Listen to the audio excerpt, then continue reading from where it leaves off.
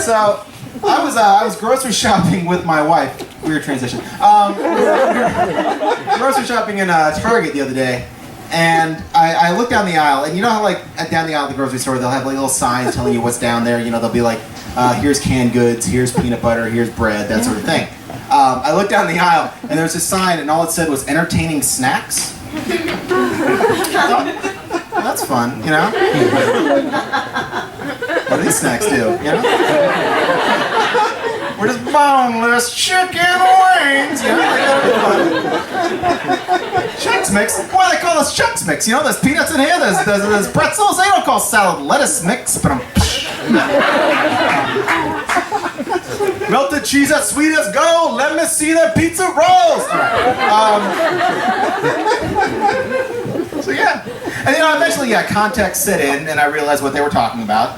But to be honest, before that, I lived in a much happier time. You know, sometimes like when you remove all context from a phrase, like it opens up a whole world of possibilities you never even considered. You know, like I'll hear a commercial for a store called Guilty Pleasures. I'm like, yeah, okay, that's probably not what I think it is. But what if it was? What if it was just a store full of like Michelle Branch CDs and magazines and, you know, box sets of Dawson's Creek on DVD? I'd go there. I go there all the time. You know, you see a store called Adult World, you're like, okay, maybe it's not a bunch of shoes with laces and big metal scissors and non-chewable vitamins, but what if it was? People always complaining about how hard adulting is. Well, now there's a place for it. You know, I submit we need that store more. You know, we don't need a porn store in 2016. Okay. If you still feel like you need to leave the house for porn and dildos, then I'm sorry, but technology has passed you by. Meanwhile, there's a lot of people that could use this service. You know, for instance, for one, if you're still saying adulting, you're doing it wrong. All right. Also, we're gonna have a seminar today. All right. 401ks. What are they, and how useful how useful can they be to you? Step 1. What are they? Step 2. How do you need them? Step 3, what are they again? Because I feel like you were kind of zoning out at the first part. Following me. But you know, speaking of like getting older, I've been feeling myself getting older a lot lately. To be honest, and I'm looking forward to it. I can't wait till I get older. I'm looking forward to retirement. You know? Because I feel like then at least my age will match my mood. Like, I'm pretty crotchety already, and at 35, not a good look. But at 75, you barely notice. And now, kind of an asshole. But at 75, it'll be like, why is Grandpa mad again? Like, well, he was at Subway and they put olives on his sandwich. I don't know. In particular. Like, why would anybody put olives on a sandwich? Yeah, I know. It's weird. He's very upset. You know, I figure like getting old will give me a lot of chance to like catch up on my reality TV. I've only just gotten into it, but there's a world out there that I never even knew about. For instance, like I've been watching this show called I Didn't Know I Was Pregnant. I don't know how many of you guys have seen this. Love it. It's fantastic. If you haven't seen it, don't worry. You just heard me say the title of the show. So you kind of get it. You know, it's not like Scandal or like, what was that about? You know, like Lost? Who's Lost? I don't know. But I didn't know I was pregnant. I get it. Let's go on a journey together. I love it for 2 reasons. One, it's an hour-long show. They really know how to stretch a topic, okay? Because they get an hour's worth of material out of basically... This bitch didn't know she was pregnant. Also, it's been on since 2008. Yeah, that's a lot of time. There's a lot of women, not just like blissfully unaware of their own uterus, but also like willing, if not eager, to self-report. You know, because they're like staking out delivery rooms. Like, did you know? Really? Like, I mean, somebody's manning a phone, fielding what has to be like a very similar phone call over and over and over again. Like, well, okay, well, tell me what happened. It's like, well, I was sitting on the couch and I felt this cramp and I thought, well, God, I better get to the toilet. But before I could, out came a baby. I called out to my husband. I said, honey, remember how I told you how I missed my last 9 periods? Long story short, I owe you $5. Yeah.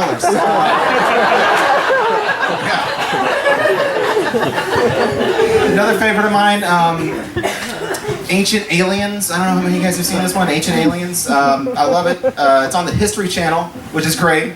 You know, remember history? That field of study devoted to things that have for sure totally happened. I love it because, like, they'll always be interviewing these people, right? And they're giving these testimonials about how this thing that happened really long ago was for sure aliens. And usually, like, they'll have their name and underneath it a credit, you know? Like, usually, like, a book they wrote, you know, self-published, but still. I remember one day I was watching, and under this guy, all it said under his name was UFOologist. I thought, well, that sounds really official. I turned to my wife and I said, how do you suppose someone gets to be a UFOologist? She's like, well, he probably went to school. I'm like, right, but where do you get a postgraduate degree in something that doesn't exist? And I thought, well, okay, there's precedent, you know, because, you know, you can't graduate from Bible college, but... Oh, okay, look.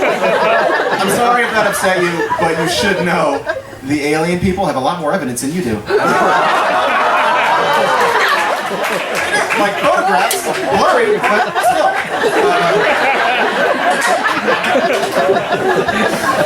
Speaking of retirement, I think that like maybe there's some jokes that we ought to retire, just like as a society. Like these are jokes that like we've all heard and we'll hear again. And that will generally elicit, like, at best, an eye roll and a... Like, you know, like, Joe's like, hey, did you get your hair cut? No, I got all of them cut. Fuck you. Like that. You know, like when you see somebody running in public and somebody has to shout out, run, Forrest, run. You're like, oh, okay, I get it. Because, you know, that movie came out 25 years ago. It wasn't clever then. And, you know, you're referencing a mentally and physically handicapped child trying to escape abuse. But no, he's late for the bus, so get on it. You know, or something like anytime anybody mentions prison, somebody's got to say, don't drop the soap. Okay. How long does it take to pick up soap, honestly? Like 1 second, 2? Like, it's not a huge window of opportunity for an opportunistic ass rapist. It's not. And I don't want to get into victim blaming, but if something were to happen to you into that span of time, a little bit your fault, don't you think? Like,